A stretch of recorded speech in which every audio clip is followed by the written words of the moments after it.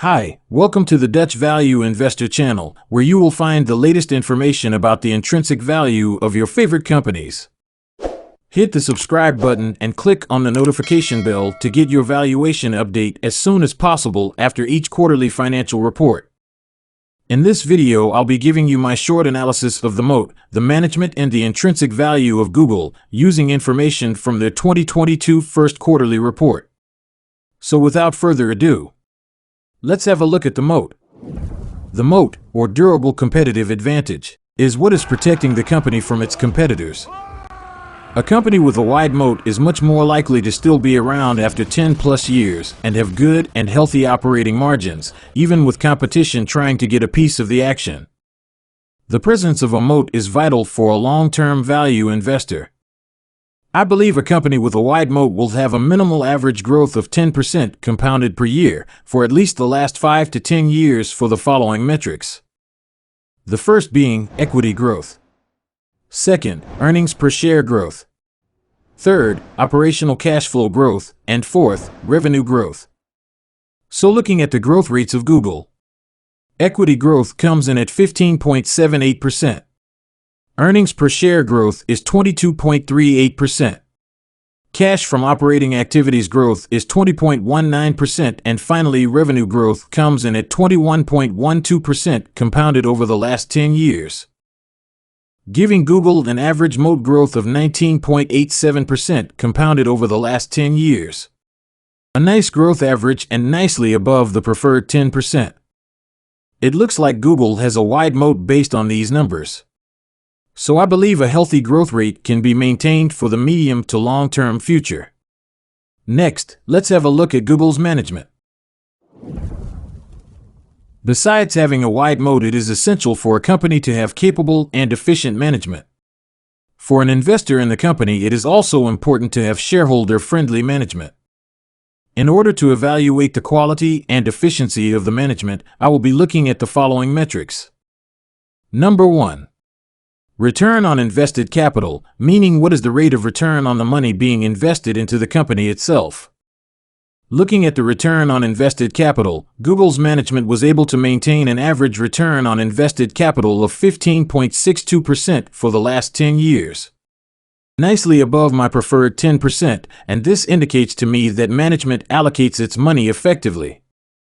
Number 2. Long-term debt versus free cash flow.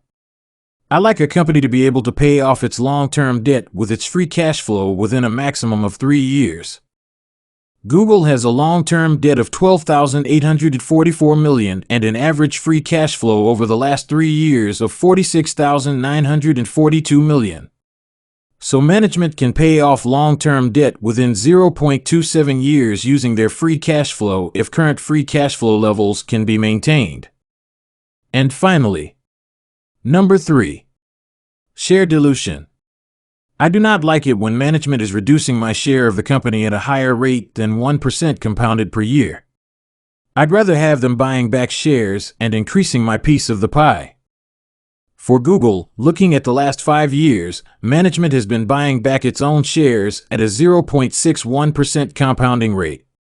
So looking at these numbers, I believe management is capable and efficient and seems to have the shareholders' interest at heart. Now, let's get to the valuation. I will use my projections and analyst projections for the next 5 years to come up with what I believe is today's intrinsic value of Google.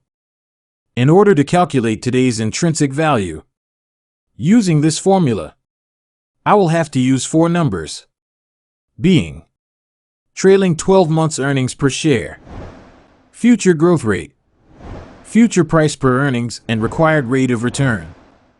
Trailing 12 months earnings per share can be found on numerous financial websites. For Google, the trailing 12 months earnings per share after release of their latest quarterly report is $108.65 per share. For future growth, I will not only be using the moat growth, but also the mean of what analysts are projecting for the next 5 years. If the two are in line, I will be using the average of the moat growth and analyst growth rate. For Google, I assume the projected compounded annual growth rate to be 18.14%. For future price per earnings, I multiply the growth rate by 2. I always verify if this PE is reasonable and historically accurate. Meaning, has the stock been trading at this PE level for a considerable amount of time in the past? Since a PE of 36 is a bit on the high side for the last 5 years, I reduced the PE to a more reasonable 28. Finally, the required rate of return. For an investment in an individual company, I am looking for a 15% return on my money. Otherwise, I do not find it worth the risk of investing in individual companies. Using the following formula, I believe today's intrinsic or fair value of Google is around $3,501 per share. Now, to be clear, I am not buying Google at $3,501 per share. A lot can happen in 5 years, and my assumptions can be wrong or too optimistic. So I will always apply a 30 to 50% margin of safety. So in this case, I am very interested in Google starting at $2,450 and downwards. If you like to see more videos and don't want to miss the latest update on Google, hit the subscribe button and click on the notification bell to get your valuation update as soon as possible after each quarterly financial report.